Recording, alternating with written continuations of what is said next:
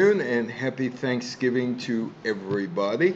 And we're going to go back a long way. We're going to go back to when these guys, the Wright brothers, changed all of your lives. Because I assume most of you were in a plane once, flying somewhere. And maybe some people over the Thanksgiving holidays from years ago came to visit you and had to come by plane. So truly, there are very few people who ever changed the world. These guys did. America gets land for a Central America Canal, or the Panama Canal. I'm going to talk a little bit what American life was like back in 1903. Immigration was a major problem, as it is today.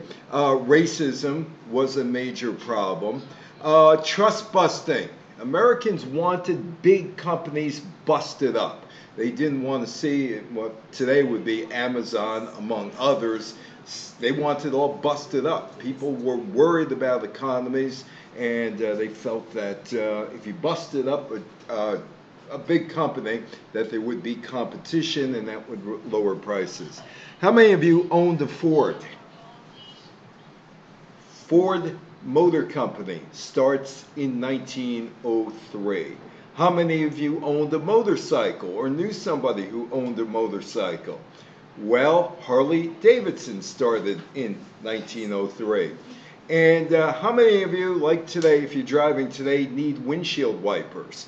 Well, a woman did this. A woman invented the windshield wiper, Mary Anderson. The Williamsburg Bridge opened back in 1903.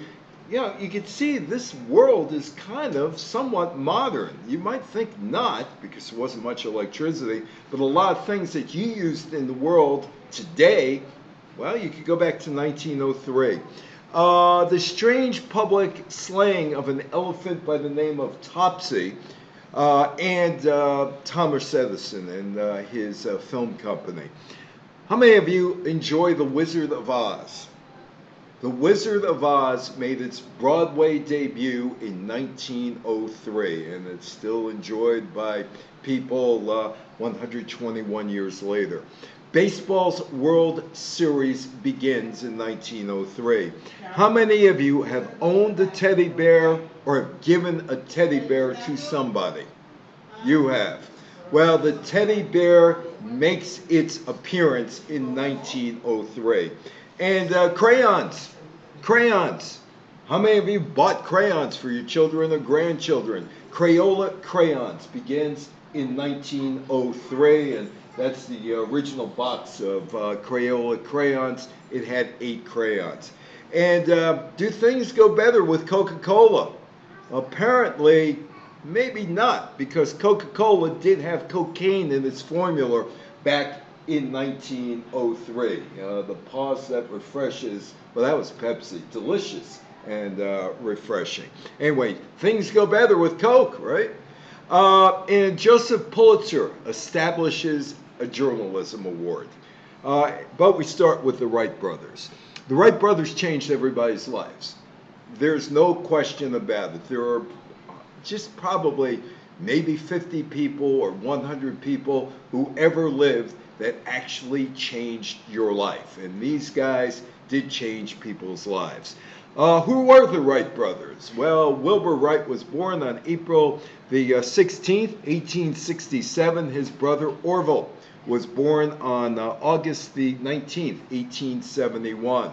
After their mother's death in 1889, Orville spent several summers learning the printing trade, and he persuaded his brother Wilbur to join him in establishing a print shop. Nothing suggested that these guys were going to change the world. Absolutely nothing. In addition to normal printing services, the brothers edited and published 2 short-lived local newspapers. So again, there's nothing here that suggests they are going to change the world. 1892, though, they opened a bicycle store and a repair shop, and they begin to build bicycles on a small scale in 1896. Again, nothing suggesting these guys are going to change the world. They developed their own self-oiling bicycle wheel hub and installed a number of light machine tools in the shop. Profits from the print shop and the bicycle operation eventually were used to fund the Wright brothers' aeronautical experiments that would start a few years later. And there they are, and they are on one of their planes. They somehow decide, hey, you know what? We want to get into this flying business, except there wasn't a flying business at that point. No flying business. Beginning in 1899, Wilbur and Orville Wright began experimenting with the concepts of flight. They labored in relative obscurity, while the experiments of Samuel Langley of the Smithsonian were followed in the press and underwritten by the War Department. These guys just went on their way. Langley, as others before him, had failed to achieve powered flight. Well, what they did was rely on brute power to keep their theoretically stable machines afloat, sending along a hapless passenger and hoping for the best. It doesn't sound like it's the kind of job that you'd want. Hey, go up in the air. We can't guarantee anything. You may fall down, kill yourself, but that's the chance you take. It was Wright's ambition, or the Wrights' ambition, to see humans to fly with their own machines, that the problems of flight could not be solved from the ground. In other words, as Wilbur said, it is possible to fly without motors, but not without the knowledge and skill. I don't think you could fly without motors, but that's me. With over 1,000 glides from atop of Big Kill Devil Hill, the Wrights made themselves the first true pilots. These flying skills were crucial in the component of their invention. Before they ever attempted power flight, the Wrights were the masters of air. They knew how to fly a glider. And this is a glider that you just walk in there and you just kind of wheel around and hope for the best. And that's what they were doing. Their glider experiments on the Outer Banks of North Carolina led them down the path of discovery. Though through these experiments, they had solved the problem of sustained lift, and more importantly, they could now control an aircraft while in flight. The brothers felt that they were now ready to truly fly. But first, you have to get a machine to power it, right? You need an engine. And gasoline engine technology, yeah, that was available because it was in cars. But now, maybe you could use those engines to fly. Unable to find a suitable lightweight commercial engine, the brothers designed their own.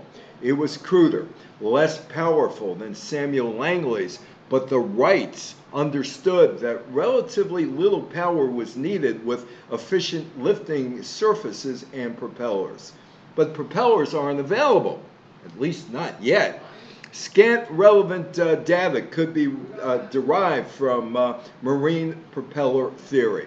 Using their air tunnel data, they designed the first efficient airplane propeller. There they are. They're in their machine. This looks like bicycles, doesn't it? Looks like something that you would put on a bicycle. And probably it was, because they were making bicycles. Returning to their camp at Kill Devil Hills, they mounted the engine on their new 40-foot, 605-pound flyer with double tails and elevators. The engine drove the two pusher propellants with chains, one cross to make the props rotate in opposite directions to counteract a twisting tendency in flight. A bulky engine and a broken propeller shaft slowed them until they were finally ready to go on December 14th, 1903. So who should go in the air first? No, I think I'm going to do it, said Orville. Orville said, no, Wilbur, I want to do it. Somebody said, why don't you flip a coin? And they flipped the coin. Wilbur won the coin toss, but lost his chance to be the first to fly when he oversteered with the elevator leaving the launching rail. The flyer climbed too steeply, stalled, dove into the stand. This is December 14th, and they have to repair the thing. It's broken. It's broken. Well, 3 days later, it's December 17th, and they're ready for their second attempt. It was a 27-mile-an-hour wind, which is more than they would have liked, but they figured, well, why not? And they thought they could go as fast as 30, 35 miles an hour. The headwind, excuse me, I'm getting over a cold. The headwind would slow their ground speed to a crawl, but they proceeded anyway. With a sheet, they signaled the volunteers from the nearby life-saving station. They're ready to go. Well, so if we crash, come get us. It was Orville's turn to fly. There he is. He's here. There's Wilbur. They take a picture, and they're off the ground. First time ever man is off the ground by power. Remembering Wilbur's experience, he positioned himself and tested the controls. The stick that moved the horizontal elevator controlled climb and descent. The cradle that he swung with his hips warped the wings and swung the vertical tails. Excuse me. Which in combination turned the machine. A lever controlled the gas flow and the airspeed recorder. The controls were simple and few, but Orville knew it would take all his finesse to handle the new and heavier aircraft. He's flying. It's 10:35 in the morning. He released the restraining wire. The flyer moved down the rail as Wilbur steadied the wings. Just as Orville left the ground, John Daniels was one of the guys who was out there in case something disastrous happened. Anyway, he's from the life-saving station, and he snapped the shutter on a preset camera, and he got the picture, along with Wilbur running alongside. The flyer was unruly, pitching up and down as Orville overcompensated with the controls, but he made it. He made it. He flew. Not a problem. He kept aloft until it hit the sand, 120 feet away from the rail. Into a 27-mile-an-hour wind, the ground speed had been 6.8 miles an hour for an airspeed of 34 miles an hour. The brothers took turns flying 3 more times that day. We're going to have some fun. We're going to go up and down and up and down and up and down, getting a feel for the controls and increasing their distance with each flight.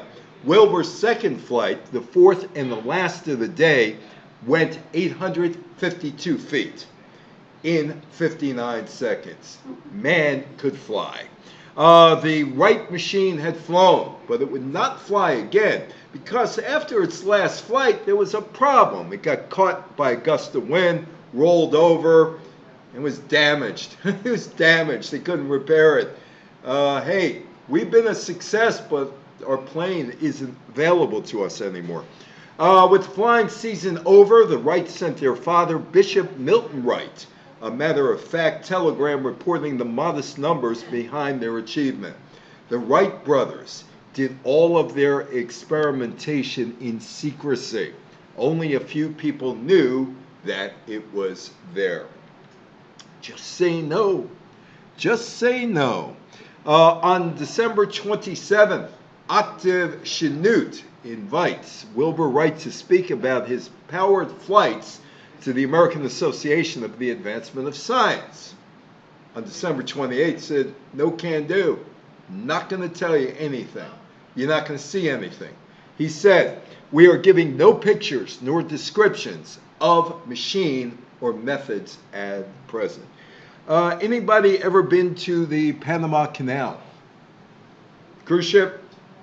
Cruise ship?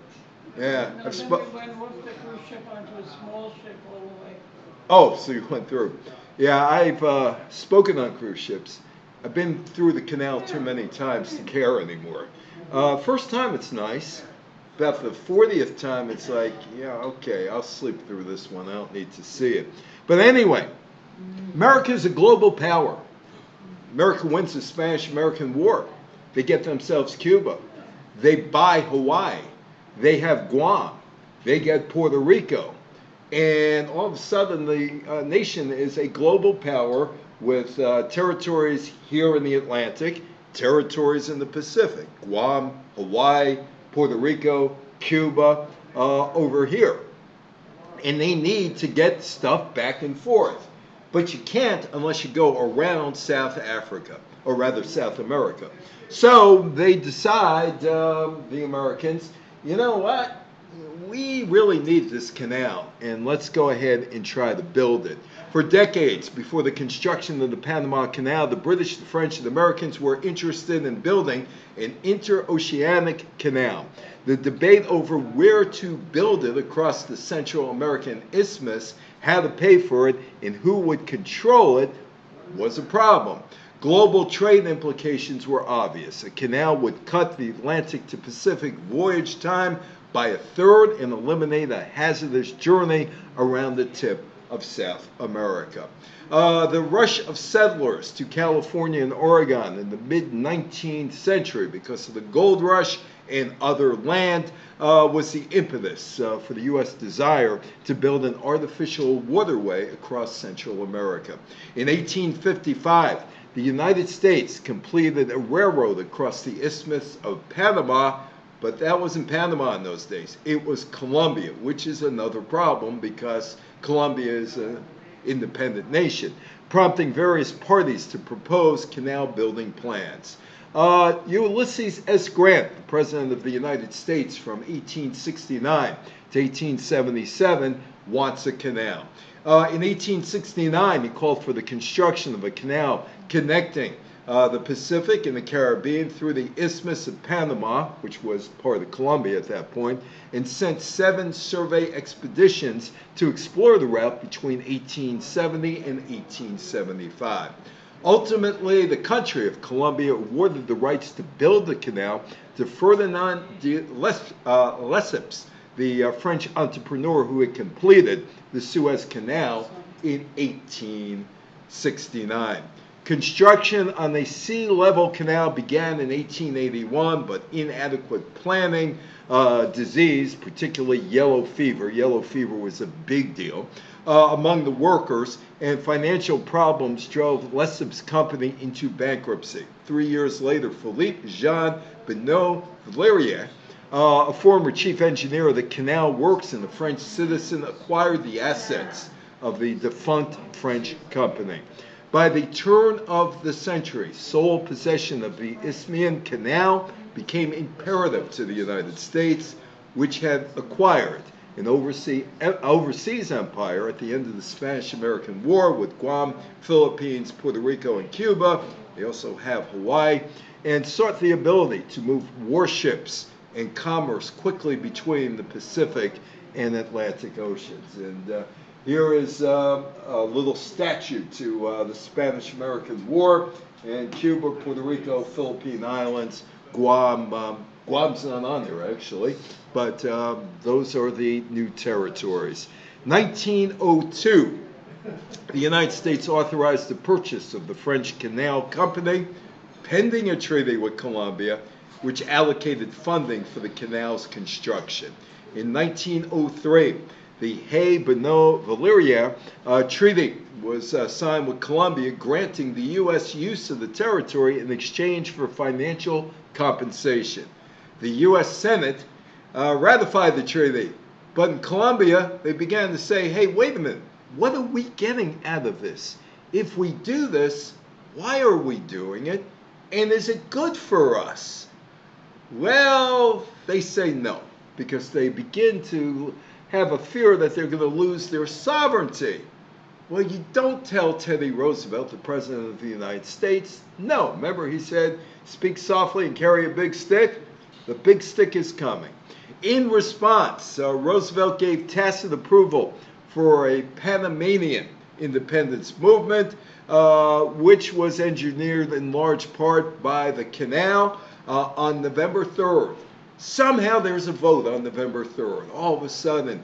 And these people in this portion of Colombia Panama said, you know what? We're out of here. We declare independence from Colombia. Now, you think that would have been done without the canal and Theodore Roosevelt? There's no way. On November 6th, the United States recognized the Republic of Panama. I'm amazed it took 3 days to do it, since they did it, the United States. And November 18th, the treaty was signed with Panama, granting the U.S. exclusive and permanent possession of the Panama Canal Zone.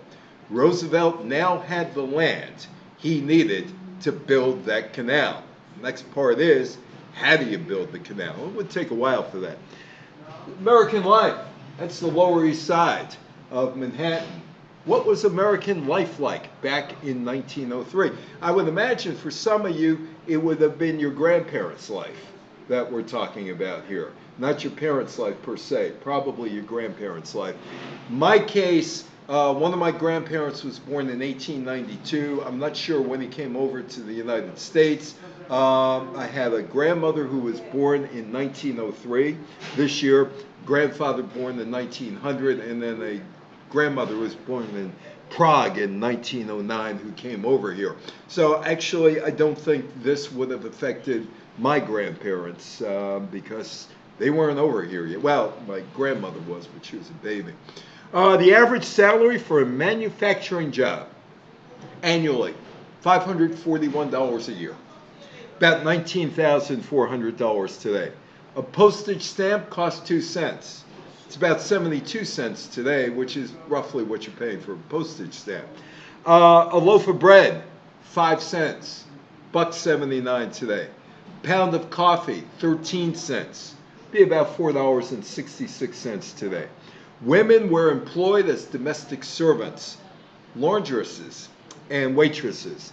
Men were janitors, servants, and waiters. Very few homes had indoor plumbing or electricity. A deadly outbreak of typhoid fever occurred in Ithaca, killing 82 people, including 29 Cornell students. The outbreak was caused by contaminated public water from the 6 Mile Creek Dam construction site. Tuberculosis was a respiratory illness that spread through airborne droplets and thrived in unsanitary urban tenements, especially those with industrial air pollution. And then there was the immigration issue, and these are the immigration figures for 1903 that are up there. Immigration has become a hot button topic. Why? Anybody here with roots from the Lower East Side besides me? People who actually settled on the Lower Side of Manhattan. You? Yeah. Oh, yeah. So that was pictures of people crowded into tenements. That was the picture of immigration in the United States at that point. During the so-called progressive era, which started in and around 1890, tens of millions of immigrants came to the United States from Europe. During this period, most came from Southern and Eastern Europe, particularly Italy, Russia, and Slavic countries. Many of the new immigrants came from poor regions and often had little formal education or literacy, and that became a benchmark for their acceptance into the United States. If you had any kind of intelligence, you were in. If you were illiterate, my grandfather was illiterate. He came from Russia, the one born in 1900. That was a problem. The Immigration Restriction League, founded by Harvard graduates and led by Prescott F. Hall, lobbied for stricter rules on immigration. In 1903, the Immigration Restriction League drew up a report to argue its case and identified those immigrants it deemed as undesirable, as opposed to those whose character and standards fit them to become citizens. So if you were from Germany, you're from England, you're from Scandinavian countries, you were meeting those standards. If you were from Eastern Europe, you weren't. And if you were Asian, forget about it. We had the Chinese Exclusion Act of 1882. So there was a zone from the Middle East through Asia that America wanted no part of those people coming in. While there was some increase in the immigration in Northern and Western Europe, the great proportion of immigration has come, as usual, from the less desirable areas of the Southern and Eastern European area. And there was a considerable influx of illiterate Japanese. The IRL wanted a literacy test as part of an immigration law package to get into the United States. All in those days, I mean, this is how it happened. Don't listen to any of these people on radio and TV. They don't know what they're talking about in terms of immigration and how people came over. They never bring this up. This is how people got into the country. All that was needed for a person to gain entry was a treaty between the United States and the country from which the person had lived. It was that simple. It wasn't all that complicated. It becomes complicated later on. The Immigration Act of 1903, immigration laws and regulations. The Immigration Act of 1903, also called the Anarchist Exclusion Act, was a law of the United States regulating immigration. It codified previous immigration law and added 4 inadmissible clauses. You couldn't be an anarchist. You couldn't have epilepsy. You couldn't be a beggar. And you couldn't be a prostitute. Although out west, in the Gulf, I won't get into brothels in Alaska and brothels in Washington. Theodore Roosevelt signed the law into effect on March 3rd of 1903. Now, you might have heard about the Montgomery bus boycott in 1955.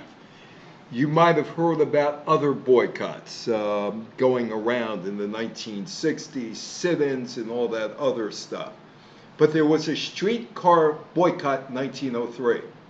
Precedes what happened in Montgomery, Alabama by 52 years. The Streetcar Segregation Act, adopted by the Arkansas legislature, assigned African Americans and white passengers to separate but equal sections of streetcars. The act led to a boycott of streetcar service in 3 Arkansas cities. The first day of law enforcement was May 27th, and boycotts in 3 cities began. Black patronage on the streetcars dropped in Little Rock, Pine Bluff, Hot Springs, Arkansas by as much as 90%. Because they were sent to another part of the streetcar. J.M. Trawick, who was the general manager of the Little Rock Street Line, defended his company by saying, "Not more than 10% of our regular Negro patrons are riding. They can gain nothing by such a course, for the streetcar company can do nothing to change the law, which has been enacted by the legislature." Well, after a few weeks, the boycott ended, and nothing changed, and nothing would change in Little Rock for many years, more than about a half century later. Lynchings, those days, it was a sport. Somebody's being lynched. Look at all the people there watching the lynching. Lynching was a major part of the early 19th century, particularly the 1900s into the teens in the United States. On August 12th, after a white mob attempted to lynch a black man and failed in their efforts, armed white residents engaged in widespread racial terrorism that forced black residents to flee Whitesboro, Texas.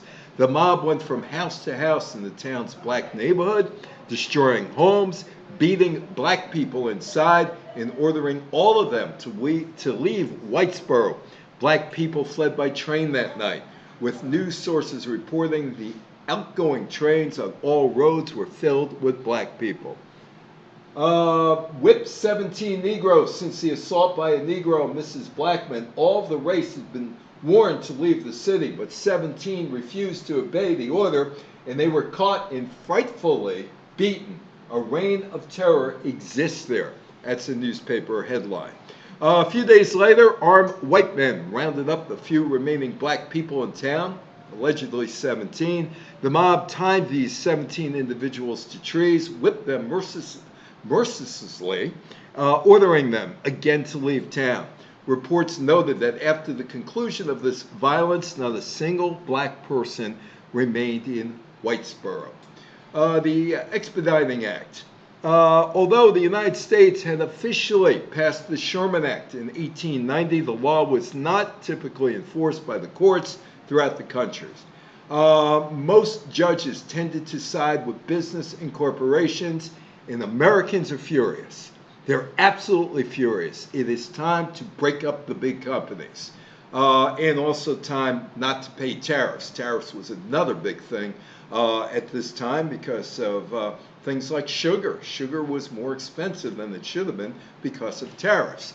That's why the United States ended up with Hawaii, because the sugar group, the pineapple group in Hawaii overthrew the Hawaiian royal kingdom and the queen, and established their own country, and then asked for annexation to the United States in 1898. Why? Because they could sell sugar and people would buy Hawaiian sugar because there was no tariff on there. That's why the queen was knocked off in Hawaii, because of tariffs. The American Sugar Refining Company was taken to court for controlling approximately 98% of the sugar trade. In 1895, just 5 years after passing the Sherman Act, courts ruled in favor of the American Sugar Refining Company and refused to dissolve its holding over the industry. The Expedition Act was signed into law by Roosevelt. American people were tired. Wait, this may sound familiar to you. Let me read this from 1903. American people were tired of the richest people, or the robber barons, making most of their money, and wanted to break up trusts by steel, meatpacking, oil, and railroad industries by expediting their cases to the top of the list so they could be dealt with more quickly.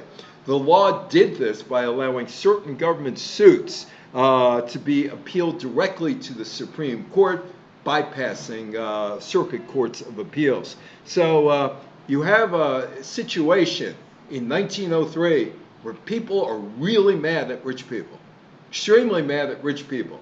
They have too much money, like Andrew Carnegie and the Vanderbilts and the Rockefellers, and they are poor. They're making, no money a week, very little money a week. But those who did make money could get a car. Henry Ford starts a company. Now, there are other car companies around in 1903, including Cadillac. On June 16th, Henry and 12 others invested $28,000, which today would be slightly more than $1 million, and created the Ford Motor Company. Henry Ford owned 25.5% of the stock in the new organization. Henry Ford's contributions included mainly machinery, drawing for the automobile to be built, and several patents. The newly formed Ford Motor Company took its first order from a Chicago dentist by the name of Ernest Pfeffing on July 15. The dentist purchased an $850, $30,500 today, which seems to be okay because it's where car prices are today. Two-cylinder Model A automobile with a back seat. The car, produced at the Ford plant, Mack Street, now Mack Avenue in Detroit, was delivered to the dentist a week later. Several Swiss cantons wanted to ban automobiles, and they did, because they claimed it was a toy for the rich, it was noisy, it was vulgar, it was dangerous, it was a terror-creating machine. Marin County, California, just north of San Francisco, supervisors reject popular support for such a ban. In other words, we don't want cars in our neighborhood. They're dirty, they're noisy, and they could kill me. Meanwhile, Harley-Davidson motorcycles. Well, that becomes a thing in 1903. In 1901, while working as an apprentice draftsman at the Barth Manufacturing Company, William Harley started designing an engine that could be mounted on an ordinary bicycle. Together with his childhood friend Arthur Davidson, they worked on designing a motorized bicycle in a small wooden shed in the Davidsons' family backyard. Over the next few years, Harley and Arthur Davidson worked on the bicycle with the help of Henry Melk, who owned a machine shop in northeast Milwaukee. Later, they received help from Ole Evinrude. If Evinrude sounds familiar, it should. They did a lot of engines for boats, who was then building gas engines of his own design for automobile use on Milwaukee's Lake Street. Harley and Davidson built their first successful prototype in 1903, which featured a loop frame, a gasoline-powered engine, a leather drive belt. The Harley-Davidson Model 1 was the first motorcycle produced by the American manufacturer Harley-Davidson. Its price, $200, $7,200 today. 38 motorcycles were made. Well, this is the woman who made driving easier in the rain. Her name is Mary Anderson. She invented the windshield wiper. Smart woman, right? But she's a woman. And guys, hey, we don't need no windshield wiper on our window. We're tough guys. We'll drive through the rain. Well, it's November 10th. The Patent Office awards U.S. patent number 743,801 to a Birmingham, Alabama woman by the name of Mary Anderson for her window cleaning device for electric cars and other vehicles to remove snow, sleet, and ice from the window. When she received the patent, Anderson tried to sell it to a Canadian manufacturing firm, but the company refused. They said the device has no practical value and it's not worth any money. Now, how many of you have driven in the rain? You think it's worth money? Sure. Yeah, but they told her no. On a freezing, wet winter day around 1902, she's in Manhattan, Mary Anderson, and she noticed the driver could hardly see through his sleet-encrusted front windshield. Although the trolley's front window was designed for bad weather visibility, it split into parts so the driver could open it, moving the snow or rain covered section out of his line of vision. It was a multi-pane windshield system which worked very poorly. My cousin's Jerry Stiller, was Jerry Stiller, and his father, Bill, who never grew much above that, was a streetcar conductor. He probably had the windshield wiper. But I could just imagine that family, him just screaming about can't see anything in the sleet. Anderson began to sketch her wiper device right there on the streetcar. After a number of false starts, she came up with a prototype that worked. A set of wiper arms that were made of wood and rubber attached to a lever near the steering wheel of the driver's side.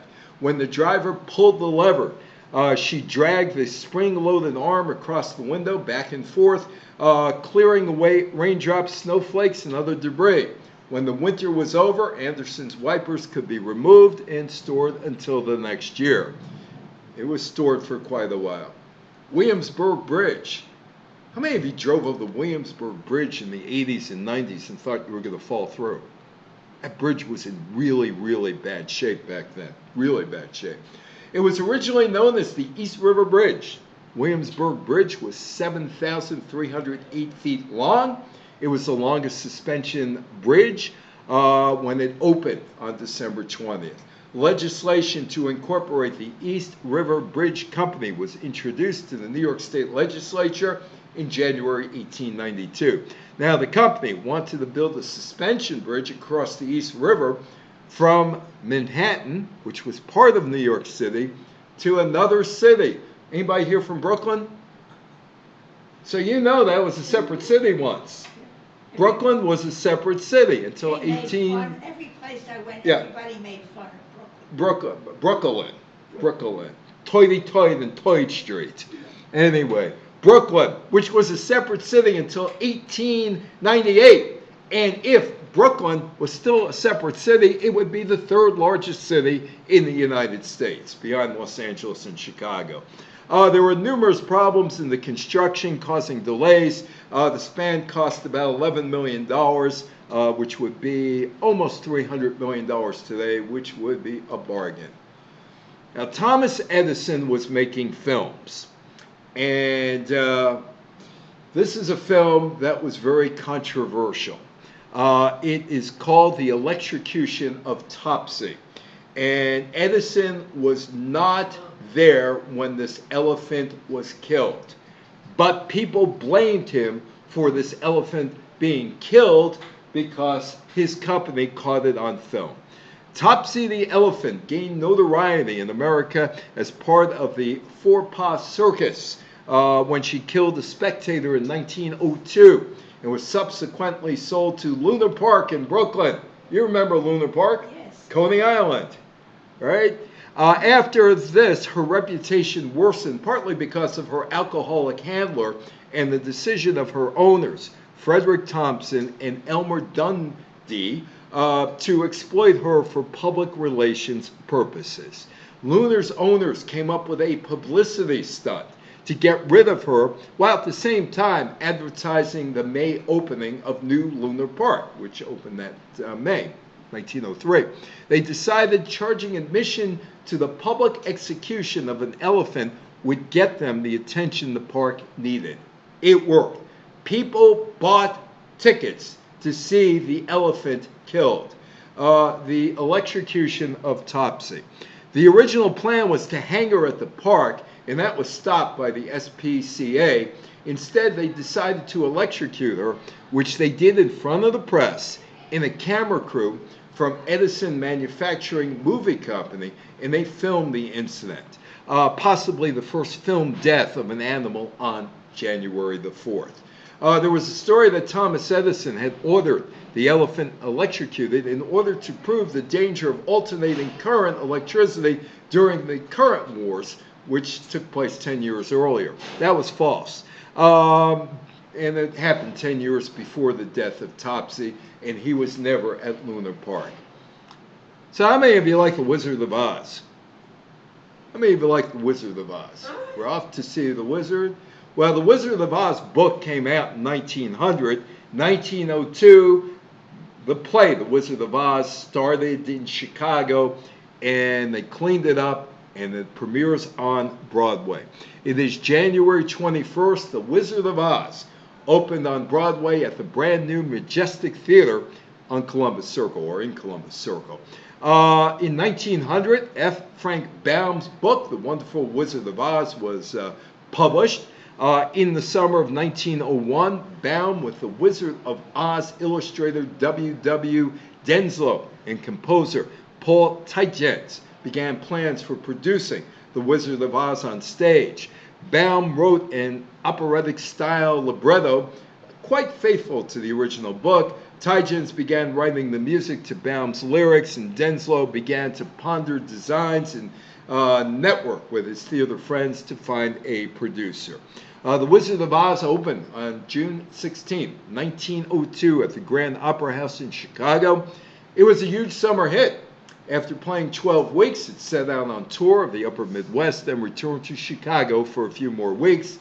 The finales to Act 2 and 3 were heavily rewritten or cut altogether to get the show ready for Broadway. Same thing happened with Annie. Annie in 1977, so I knew Tom Meehan, the playwright.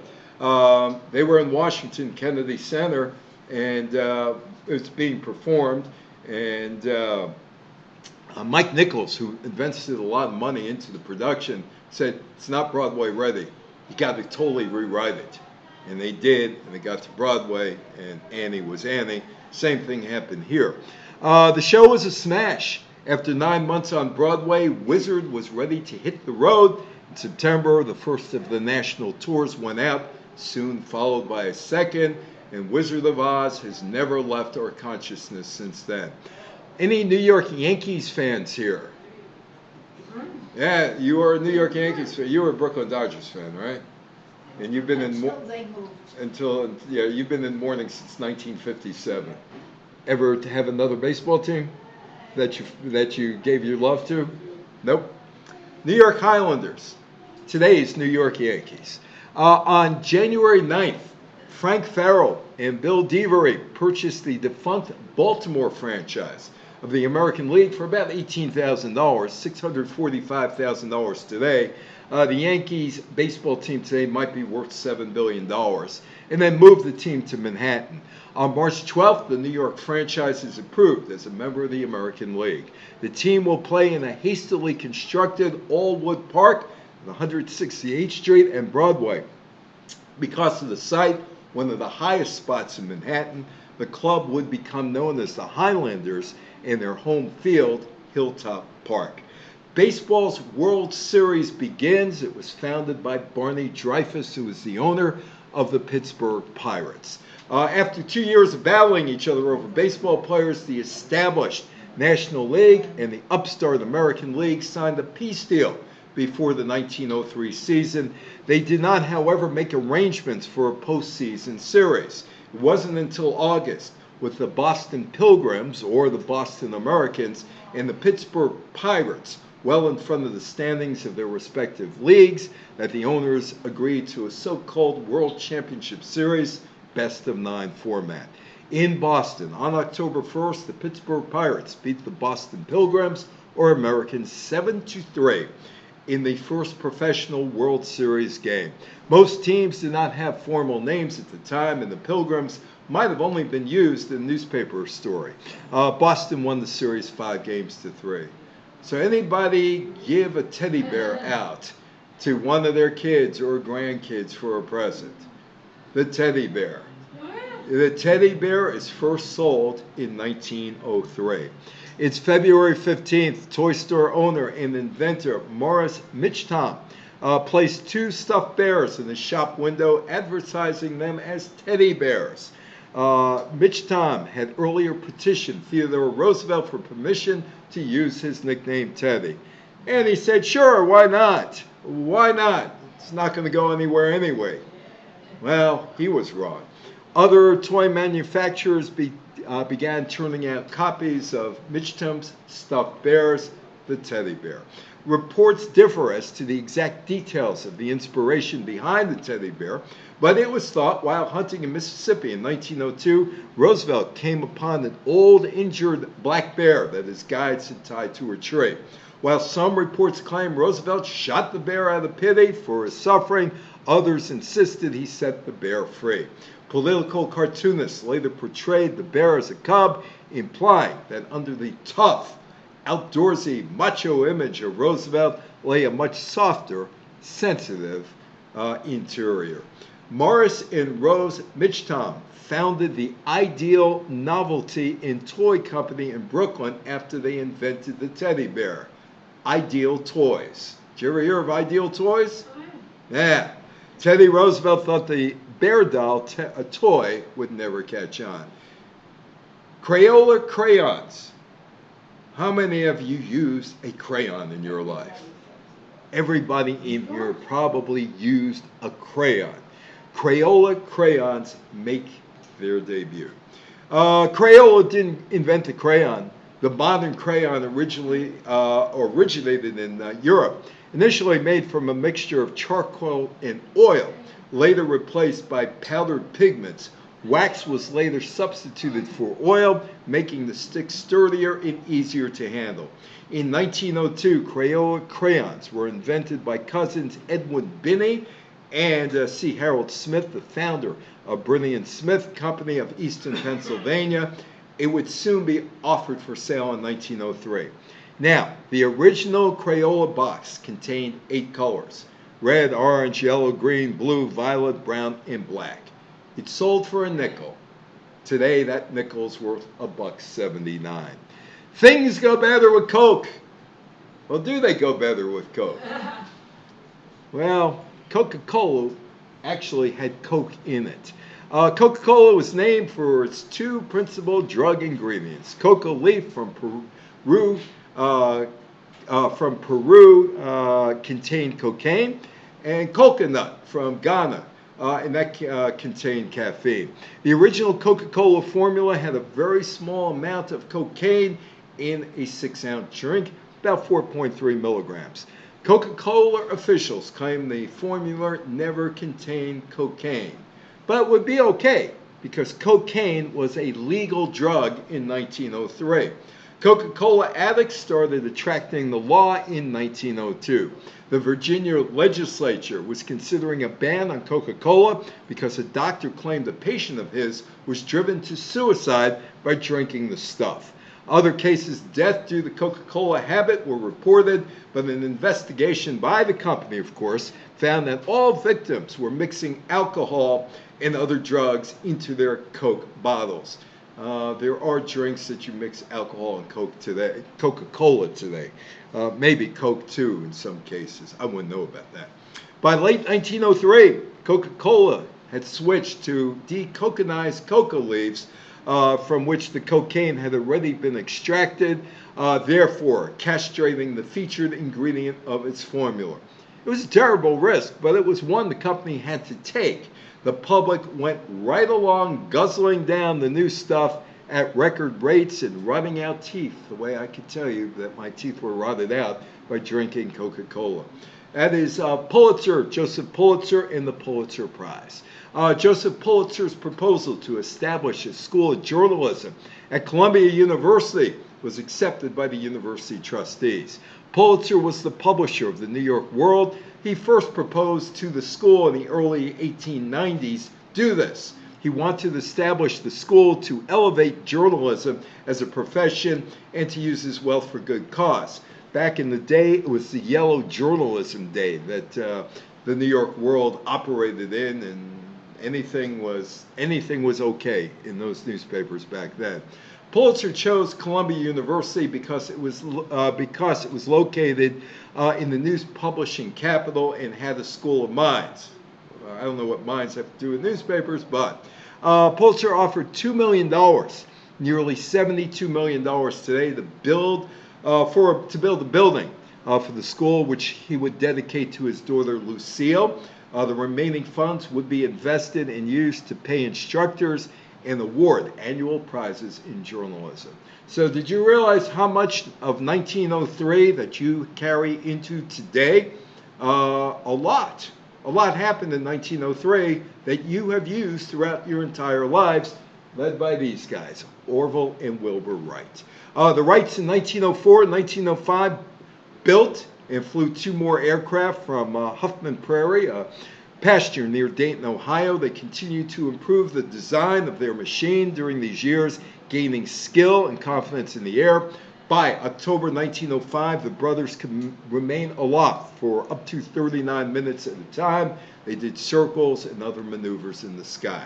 Then no longer able to hide the extent of their success from the press and concerned that the essential features of their machine would be understood and copied by knowledgeable observers, the Wrights decided, that's it, we're not flying anymore. We're staying on the ground until we get patents. They did get patents. Their invention would eventually change the world of travel. That is the Panama Canal. Like I said, you've seen the Panama Canal once, you've seen it a million times, at least in my experience. 1906, American engineers decided on the construction of a lock canal. In the next 3 years were spent developing construction facilities and eradicating tropical diseases in the area. In 1909, the construction began. On August the 15th, 1914, the Panama Canal was open to traffic. After a period of joint American-Panamanian control, the Panamanian government took sole control of the canal in 1999. The canal is now managed and operated by the Panamanian government-owned Panama Canal Authority. This is the border between the United States and Mexico down near Tijuana, Mexico. In 1924, U.S. immigration policy changed by the use of a quota system. A century later, the Johnson-Reed law remains in effect and has caused major problems in dealing with immigration. There have been a few revisions to the act. Build the wall, immigration, illegal aliens, undocumented, major buzzwords in political campaigns, and seemingly no politician from any side of the political spectrum has a solution. But pundits on cable TV, I was one once, make money off the issue, and also people on radio. But none of these TV pundits or newspaper op-ed commentators or talk radio experts have any solution. This is Little Rock, Arkansas, 1957. In Little Rock, a group of 9 black students enrolled at a formerly all-white Central High School, at the all-white Central High School on September 4th, 1957. Governor Orville Farbus called in the National Guard to block the black students' entry into the school. This is 54 years after the Little Rock trolley car, streetcar boycott. Later that month, the President Dwight D. Eisenhower sent in federal troops to escort the Little Rock Nine into the school. Each day, 9 teens were harassed, jeered, and threatened by many of the white students as they took small steps into deeper, more turbulent waters. On May 27, 1958, Ernest Green became the first African American graduate from Central High School. The Jim Crow fight continued. Teddy Roosevelt, speak softly, carry a big stick. The Expediting Act worked to break up several large trusts that had been manipulating the market, according to Roosevelt, taking advantage of consumers by increasing prices with no limits. The trusts that were busted up included steel, railroad, oil, and meat-producing industries. Theodore Roosevelt brought at least 43 trusts to court. Roosevelt was also against the formation of large trusts and conglomerations being formed. That's a Ford car. It's my friend Don Cundy. That is in Dearborn, Michigan at the Henry Ford Museum. Henry Ford was an innovative businessman. In 1919, Ford purchased the Dearborn Independent and published it under his own name. It served as a forum for Ford's view, free from media outlets that had attacked his work and values outside of his control. The Dearborn Independent covered world events, business, economic news, fiction from noted authors. It also served as an outlet for Ford's anti-Semitic sentiments. Ford also republished the Protocols of the Elders of Zion, a document that never really existed but was produced by someone in Russia in the 19th century. Harley-Davidson is still around. It survived numerous ownership arrangements, subsidy arrangements, periods of poor economic health, product quality, and intense global competition. The company markets its products worldwide and also licenses and markets merchandise under the Harley-Davidson brand. Among them, apparel, you can buy Harley-Davidson clothes, home decor, ornaments, accessories, toys, scale models of its motorcycles, even video games based on the motorcycle line and the community. 1909, that is Mary Anderson, and that's her windshield wiper, Mary Anderson. Unfortunately, she really didn't make any money off of it. Mary Anderson's invention of the windshield wiper came too soon. Cars were still in the future and not widely available. That wasn't until 5 years later, in 1908, when Henry Ford's Model T hit the nation's roads, that cars started to become plentiful. It wasn't until 1922, this is 19 years after she invented the windshield wiper, it wasn't until 1922 when Cadillac began selling cars with windshield wipers as a standard feature. Her patent expired in 1920. She made no money off of that. The National Inventors Hall of Fame inducted Anderson into its shrine in 2001, nearly 6 decades after her death in 1953 at the age of 87. An elephant electrocuted for murder, Philadelphia Inquirer. Thomas Edison was blamed for staging the electrocution of Topsy to discredit his rival. The story is a total myth. Edison Studios was an American film production organization owned by companies that were controlled by Thomas Edison. The studio made close to 1,200 films as part of the Edison Manufacturing Company from 1894 to 1911, and then Thomas A. Edison Inc. from 1911 to 1918 until the studio's closing in 1918. Of that number, 54 were full-length pictures, the rest were shorts. Lunar Park closed in 1944. Manhattan Bridge, the Manhattan-Brooklyn, New York Williamsburg Bridge remained the world's longest suspension bridge for about 21 years, until the opening of the Bear Mountain Bridge in 1924, upstate New York. The bridge was closed to motor and subway traffic on April 12, 1988, after large cracks were found in floor beams and cables. In June 1998, the mayor, Ed Koch of New York, decided to rebuild the bridge instead of replacing it. It was totally rebuilt by 2002. The World Series was financially and popularly successful. The arrangement to play, though, was informal, depending upon the agreement by teams involved. 1904, the manager of the National League pennant-winning New York Giants, John J. McGraw, refused to play the American League champions, the Boston Americans. The public and press demanded the resumption of the championship series, prompted by the outcry. Baseball's National Commission officially established the World Series in 1905. How many of you remember that logo? Ideal Toys. Toy company. And how did it start? Because of the teddy bear. The teddy bear, 120 years later, retains worldwide popularity. The Ideal Toy Company, or Ideal, became the largest doll-making company in the United States following World War II. You might have had some of these dolls. The Betsy Wetsy, Tony, Saucy Walker, Shirley Temple, Miss Revlon, Patty Playful, Tammy, Thumbelina, Tiny Thumbelina, and Chrissy. Ideal made Evel Knievel and Snoopy toys in the 1970s. It also manufactured and sold the Rubik's Cube. Mattel acquired what was left of Ideal in 1997. Hey, there's Dorothy, and isn't she the good witch? She's the good witch. It has been theorized that L. Frank Baum's 1900 book, The Wizard of Oz, was a satire about the 1896 presidential election. I've given you that talk here. The 1939 film, The Wizard of Oz, was a box office bomb hated by the critics. Wizard of Oz languished until 1956, when it was shown on TV. It became an annual affair, and the movie became beloved. Baum wrote numerous Oz books. There have been Broadway plays and movies based on Baum's work, and The Wizard of Oz endures in the country.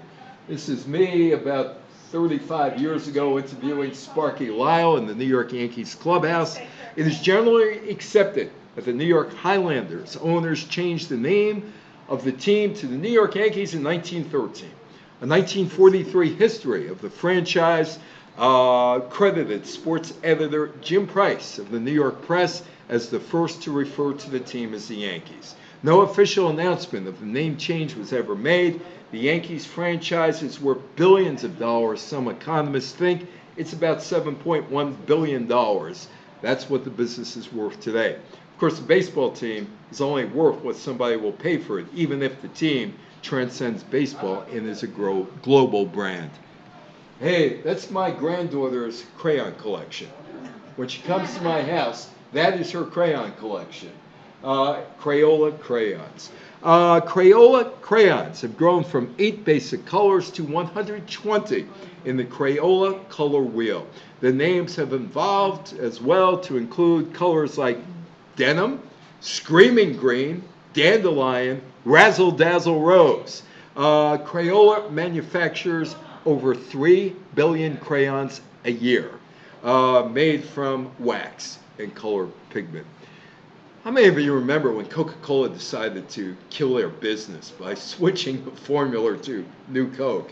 In 1895, Coca-Cola faced one of its greatest challenges. Pepsi had surpassed it in market share. Coca-Cola was no longer the top choice for American consumers.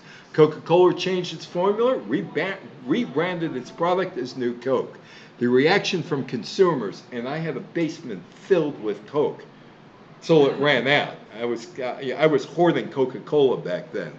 The reaction from consumers was overwhelmingly negative. The new formula was rejected by loyal Coca-Cola drinkers like me, sparking worldwide protests and boycotts. The company had no choice but to bring back the old Coke. The Pulitzer Prize The prizes are 23 annual awards given by Columbia University in New York for achievements in the United States in journalism, arts, and letters. Each year, more than 100 jurors are selected by the Pulitzer Prize Board to serve 22 separate juries for 23 award categories. One jury makes recommendations for both photography awards. Here's a little dirty secret. To get nominated for an award, you have to submit your thing and you have to pay them to look at your thing. And then they'll consider if we nominate you or not. The first Pulitzer Prizes were awarded on June 4th, 1917. The jurors seemed to favor the New York Times and the Washington Post. Their stories, their writers. Each winner receives a certificate, $15,000 in cash, except in the public service category where a gold medal is awarded. Any questions, any comments? It is your turn to talk. I am done. Anybody? Nobody? All right. Well, yes. If you consider the stories, we find that nothing really changes